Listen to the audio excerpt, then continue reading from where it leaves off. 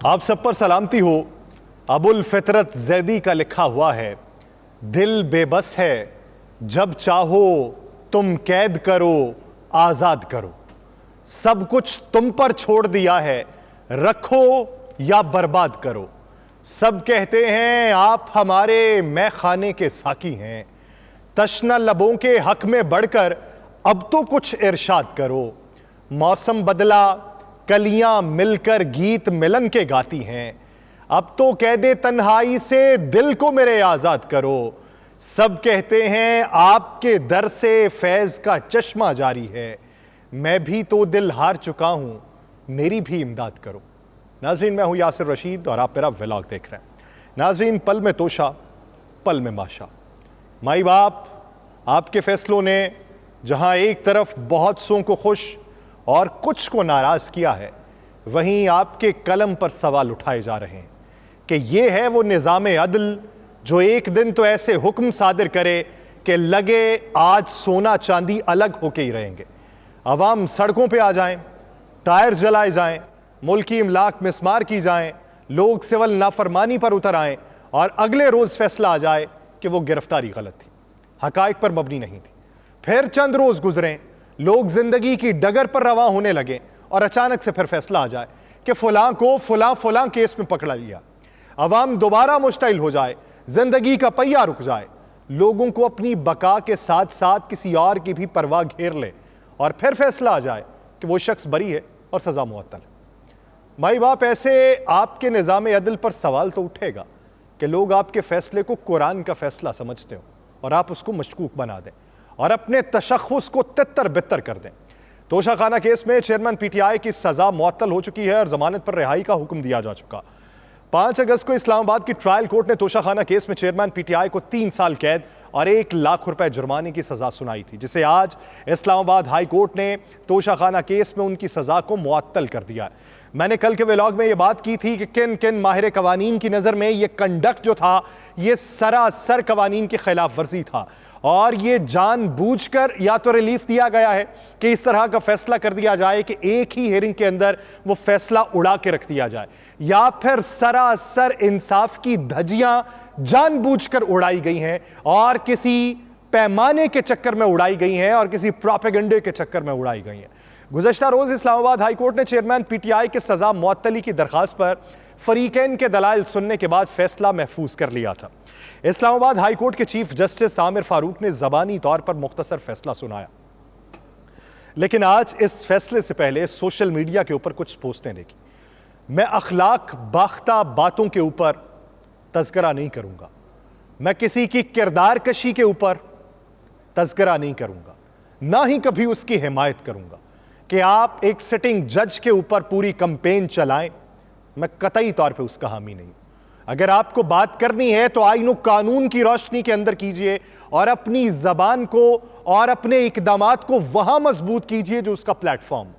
लेकिन ये social media के ऊपर अखलाक बाख्ता चीजें ये सबको ले डबोएंगी और इसका खुमियाजा भी उन्हीं को भुगतना पड़ेगा जिनके हक के लिए बातें की जा रही हैं। आमिर फारूक साहब के बारे में जिस तरह की बातें हुई और एक मखसूस शख्सियत के ट्विटर अकाउंट से जो पैगामात जारी हुए कि अगर आपने फैसला खिलाफ सुनाया तो फिर यह देख लीजिएगा कि आप घर में जाने के भी काबिल नहीं रहेंगे, इस तरह की चीज़ों से, इस तरह के इकदामात से, इस तरह की ज़बान से परहेज़ किया जाना चाहिए और यही तशख़्ख़ुस की बहाली हो सकती है। बसूरत दीगर यहाँ पर ज़बानी जमा खर्च करने वाले और गालियाँ देने वाले आपसे ज़्यादा बैठे हुए हैं। अगर बात सिर्फ उसी चीज़ पर उतरती है तो फिर मुकाबला जो है वो आप कभी जीत नहीं पाएंगे। मुकाबला कोई जीतना है तो आईन कानून और अखलाक के पैराए के अंदर जीतना चाहिए। चेयरमैन पीटीआई की तोशाखाना केस में सजा मुअत्तली की दरखास्त मंजूर की गई थी और इंसान भी अजीब मखलूक है कि अगर तो कोई फैसला उसके मतलब का हो तो इंसाफ पर मबनी है और अगर कोई फैसला हरीफ के हक में आए तो उस पर सवालिया निशान है। और ये सिलसिला अब से नहीं, सदियों से चला आ रहा है। यहां तक कि लोग इस्लाम को अपनी पसंद से ढाल लेते हैं, जो अहादीस अपनी मतलब की निकाल लेते हैं उसे खूब शेयर किया जाता है और जहां अपने गिरेबान में झांकने की बात आए तो कबूतर की तरह आंखें बंद कर ली जाती हैं।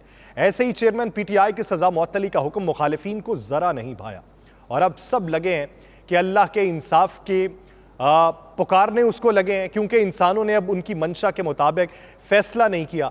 और तो कई इस फैसले के पीछे वुमन कार्ड चलने की बातें भी कर रहे हैं। इस्लामाबाद हाई कोर्ट ने तोशाखाना केस में चेयरमैन पीटीआई की सजा मुअत्तल कर दी और गुज़िश्ता रोज इस्लामाबाद हाई कोर्ट ने चेयरमैन पीटीआई की सजा मुअत्तली की दरखास्त पर फरीकैन के दलाइल सुनने के बाद फैसला महफूज कर लिया था।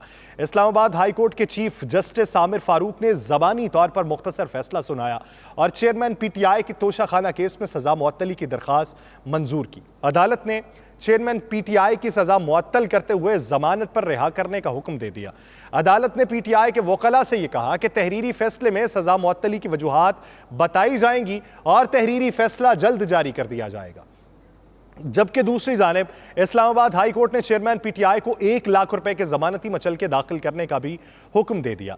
चेयरमैन को कितनी सजा हुई है? 5 अगस्त को इस्लामाबाद की ट्रायल कोर्ट ने तोशाखाना में इमरान खान को 3 साल कैद और 1 लाख रुपए जुर्माने की सजा सुनाई थी, जिसके बाद उन्हें लाहौर से गिरफ्तार करके अटक जेल में कैद किया गया था। ट्रायल कोर्ट से सजा के नतीजे में इलेक्शन कमीशन ने चेयरमैन पीटीआई को इलेक्शन में हिस्सा लेने के लिए 5 साल के लिए नाअहल करार दिया। चेयरमैन पीटीआई की जानिब से तोशाखाना केस में ट्रायल कोर्ट की सजा के खिलाफ दरखास्त पर समाअत chief justice Islamabad high court Aamir Farooq और जस्टिस तारिक जहांगीरी की सरबराही में 2 रुकनी बेंच ने की। समाअत के मौके पे इलेक्शन कमीशन के वकील ने कहा कि यह करप्ट प्रैक्टिसेस का केस है। चेयरमैन पीटीआई 44 में से सिर्फ 4 समाअतों पर अदालत आए। उनकी यह दलील मान भी लें कि सेशन कोर्ट ट्रायल की मजाज नहीं है, तो मजिस्ट्रेट की स्क्रूटनी के बाद ट्रायल तो सेशन कोर्ट नहीं करना था। दूसरी जानिब चेयरमैन पीटीआई के वकील लतीफ खोसा साहब ने कहा कि इलेक्शन कमीशन के वकील के दलाइल में मुदाखलत नहीं करना चाहता, लेकिन कुछ फैसलों के हवाले देना चाहता हूं।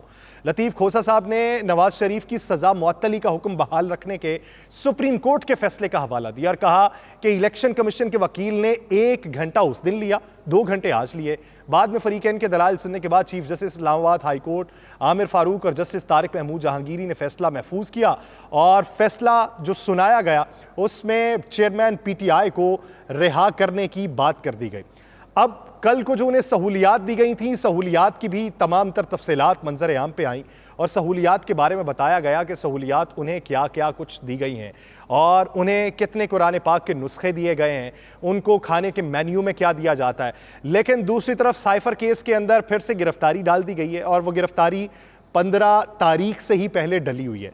अब कल तक उसके ऊपर फिर दलाइल होने हैं और कल दलाइल के बाद ये बात वाज़ेह हो पाएगी कि वो बाहर आते हैं या नहीं आते हैं। लेकिन मुझे बहुत सी जगहों पे इबाहम है कि एक अगर गिरफ्तारी यहाँ पे है तो दूसरी तरफ गिरफ्तारी दूसरी जगहों पर भी हो सकती है। लेकिन इसके अंदर कहीं ना कहीं पे ये बात मौजूदा सूरत हाल के तनाजुर में सोचने के काबिल है कि जब आप सब कुछ कर लेते हैं तो उस सब कुछ करने के बाद आपके ऊपर जितना अजाब मुसल्लत किया जाता है उस अजाब का भरपाई करने वाला कौन होगा। पाकिस्तान के अंदर डॉलर के मुकाबले में रुपए की बेकदरी का सिलसिला जारी है। एक तरफ हमारे सियासी अदम इस्तेहकाम है, दूसरी तरफ कानूनी अदम इस्तेहकाम है, तीसरी तरफ मुआशी अदम इस्तेहकाम बढ़ता ही चला जा रहा है। इंटरबैंक में $1 1 रुपए 6 पैसे महंगा होकर 307 रुपए 5 पैसे पे बंद हुआ है। ये इंटरबैंक की सूरत हाल है। तो ओपन मार्केट में डॉलर 3 रुपए के इजाफे के बाद 322 रुपए तक पहुंच चुका है। अब ऐसी सूरत हाल के दौरान किस तरह मुल्क बेहतरी की जानिब गामजन होगा? ऐसे फैसले जो है वो बैनुल अक़वामी सतह के ऊपर पाकिस्तान का तशख़्ख़ुस किस तरीके से बहाल रख पाएंगे और आप जमहूरी मुल्क होने का दावा किस तरीके से करेंगे? वो जो बाहर बैठे हैं वो वापस आने को तैयार नहीं है और खुद को शेर कहते हैं और एक शेर यहां से कराची की सड़कों पर टहलता हुआ गिरफ्तार हो चुका है और यूं लगा कि वो शेर तो वापस आने को तैयार नहीं और इधर दूसरे शेर दंदनाते फिर रहे हैं। कब पाकिस्तान के अंदर सियासी तौर पर बेहतर समत दिखाई देगी? कब ये लगेगा कि सियासत भी पाकिस्तान के लिए, जीना भी पाकिस्तान के लिए, मरना भी पाकिस्तान के लिए, सरमाया भी पाकिस्तान के लिए, तशख़्ख़ुस भी पाकिस्तान का? वो दिन जब आए तो हो सकता है कि पाकिस्तान की समत बेहतर हो जाए। मुझे दीजिए इजाज़त, अल्लाह ने के बाद।